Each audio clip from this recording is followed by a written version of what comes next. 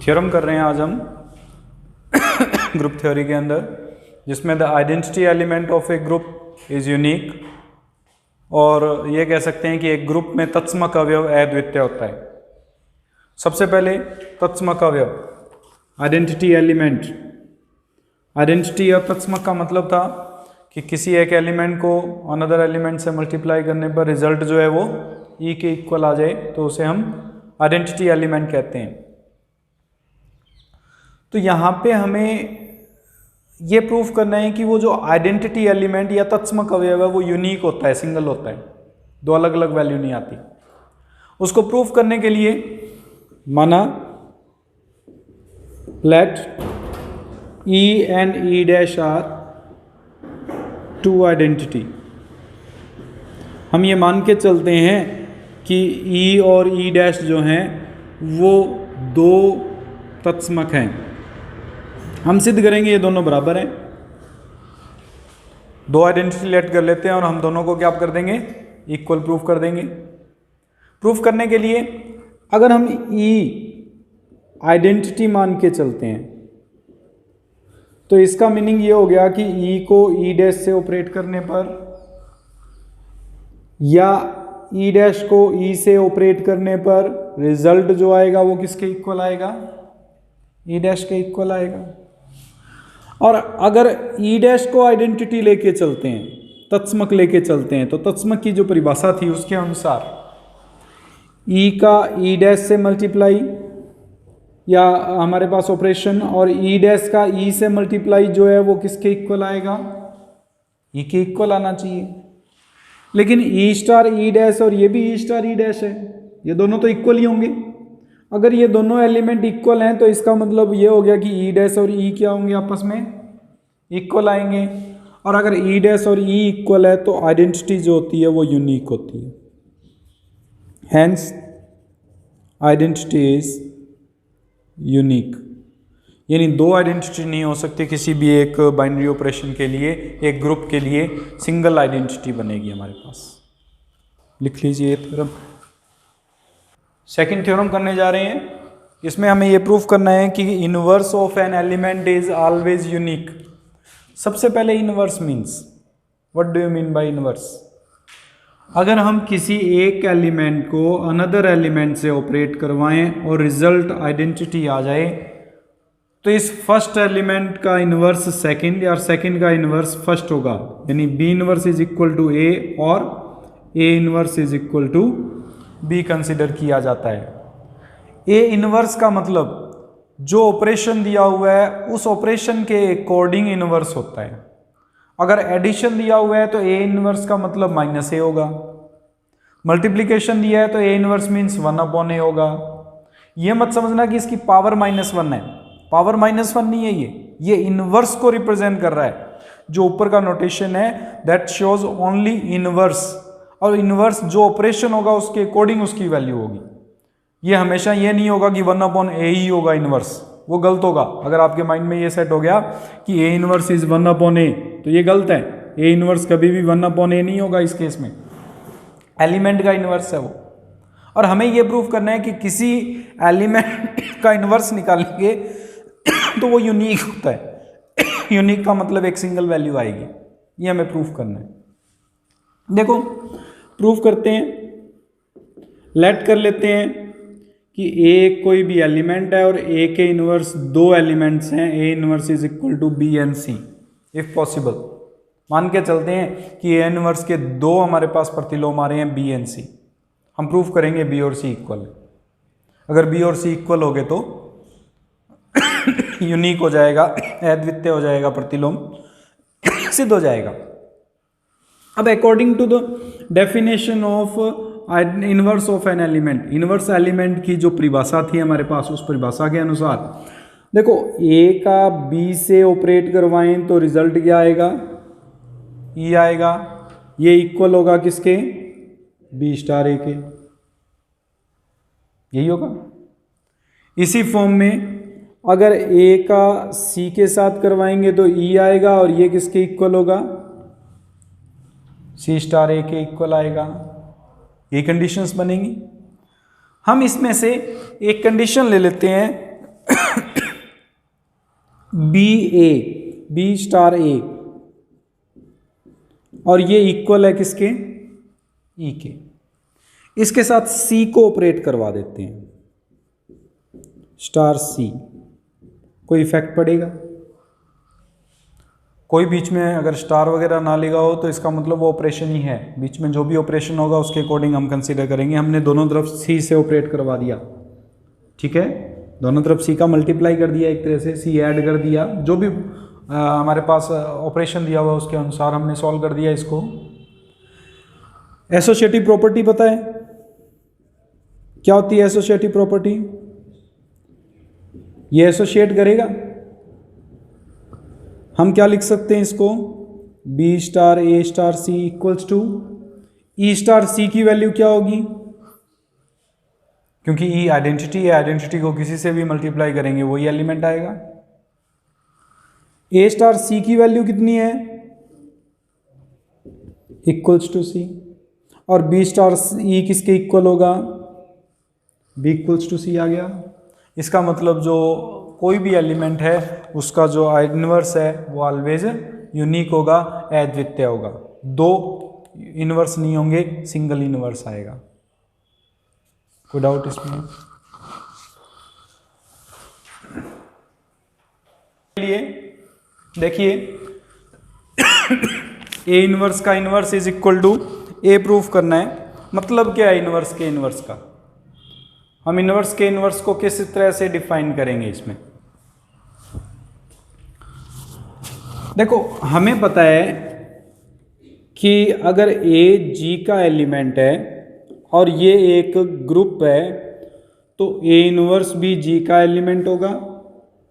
उस केस में ए into A inverse जो है वो ई के इक्वल और ए इनवर्स इंटू ए जो है वो भी ई के इक्वल आएगा, तभी इन्वर्टिबल होता है। इनवर्स फंक्शन की डेफिनेशन थी हमारे पास। इसका अर्थ ये है कि ए का जो इनवर्स है वो ए इनवर्स है, या रिवर्स करें तो ए इनवर्स का इनवर्स किसके इक्वल हो गया? तो उसी तरह से भी तो रीड कर ही सकते हैं हम भी। अगर हम ए को और बी का इनवर्स या बी को ए का ए बी इक्वल्स टू ई है तो इसका मतलब बी इनवर्स किसके इक्वल होगा और ए इनवर्स किसके इक्वल होगा? बी के इक्वल होगा। तो यहाँ पे इस कंडीशन को अप्लाई कर सकते हैं कि ए का इनवर्स ए इनवर्स है तो ए इनवर्स का इनवर्स क्या होगा? ए होगा। पहला पार्ट प्रूफ हो गया। सेकंड पार्ट प्रूफ करने के लिए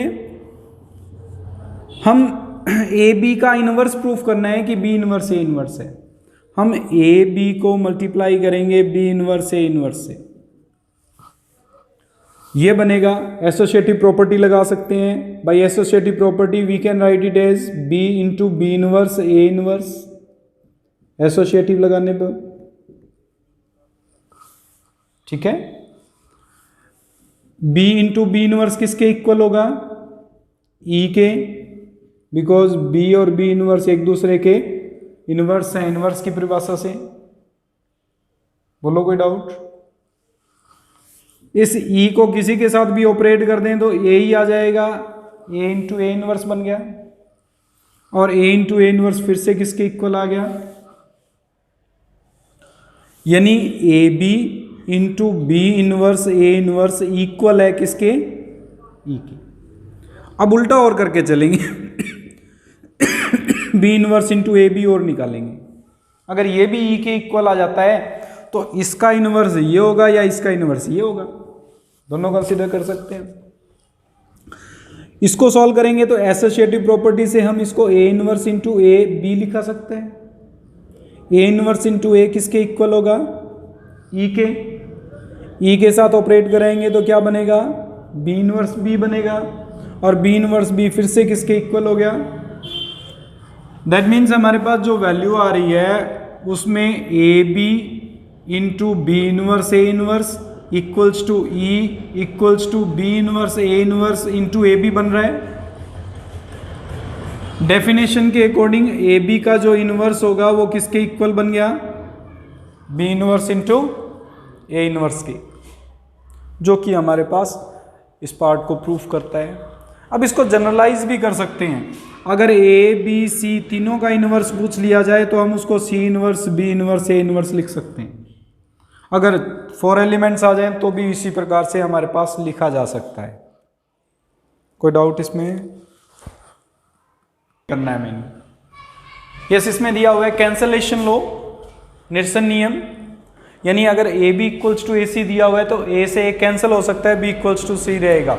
अगर जी एक ग्रुप है और ए बी सी इस ग्रुप के 3 एलिमेंट्स हैं तो, यानी ग्रुप के अंदर अगर ऐसी कंडीशन आती है तो कैंसलेशन लॉ अप्लाई होता है, हम कैंसिल कर सकते हैं।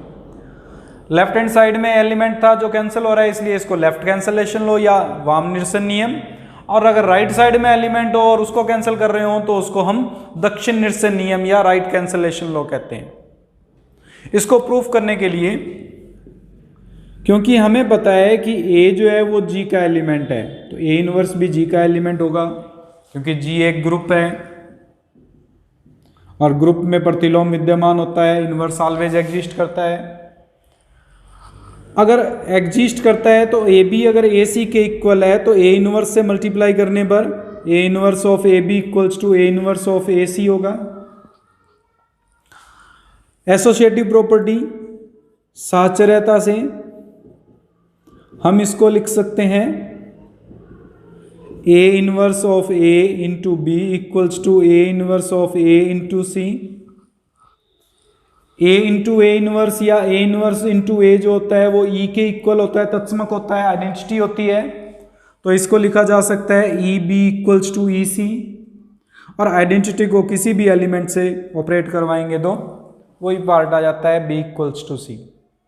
सिमिलरली सेकेंड पार्ट आप प्रूफ कर सकते हो, आप इसमें ये लिखोगे similarly if B A equals to C A then B equals to C. अब की बार ए इनवर्स को राइट साइड में मल्टीप्लाई कर देना, सेम मेथड से सॉल्व करना है। सो अगर ग्रुप है तो ग्रुप में निरसन नियम लागू होता है। ठीक है, लिख लीजिए। अब इस थ्योरम में हमें यह प्रूफ करना है कि ए और बी अगर जी के एलिमेंट हैं तो उस केस में इस equation A X equals to B और Y is equal to B दोनों में से कोई भी एक इक्वेशन ले लें जिसमें एक्स वेरिएबल है, इसमें वाई वेरिएबल है। इन वेरिएबल की जो सॉल्यूशन आएंगे वो यूनिक आएंगे, अद्वितीय आएंगे, एक ही सॉल्यूशन आएगा। और दूसरा हमारे पास अगर यूनिक सॉल्यूशन है और साथ में जो सॉल्यूशन आ रहा है वो जी में कंटेन करेगा, ग्रुप में आएगा, ग्रुप का अवयव होगा, वो हमें सिद्ध करना है इसमें प्रूफ करने के लिए। अब ए जो है वो हमें दिया हुआ है किसका एलिमेंट है और जी क्या है, एक ग्रुप है। जी एक ग्रुप को, समूह को परिभाषित करता है, ग्रुप को परिभाषित करता है।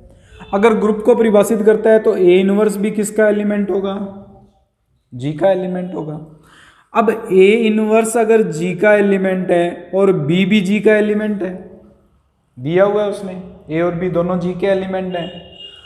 जी एक ग्रुप है, ग्रुप में बाइनरी ऑपरेशन होता है। बाइनरी ऑपरेशन का मतलब है अगर ये दोनों जी के एलिमेंट हैं तो इन दोनों का मल्टीप्लिकेशन यानी ए इनवर्स बी किसका एलिमेंट बनेगा, जी का एलिमेंट बनेगा बनेगा, क्योंकि बाइनरी ऑपरेशन अप्लाई होता है। ए इनवर्स को बी से ऑपरेट करवाएंगे तो रिजल्ट जो आएगा वो जी का ही एलिमेंट आएगा।